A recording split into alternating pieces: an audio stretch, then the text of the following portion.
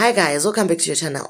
Mbuya maipenjwani and please don't forget to like and subscribe for more, to hit the notification button zvakare kuti pese patinoposta muwe the first people to know. Nyaya yedu yanhasi yakati Sakunda Holdings donated $400,000 equipment to Tongogara clinic.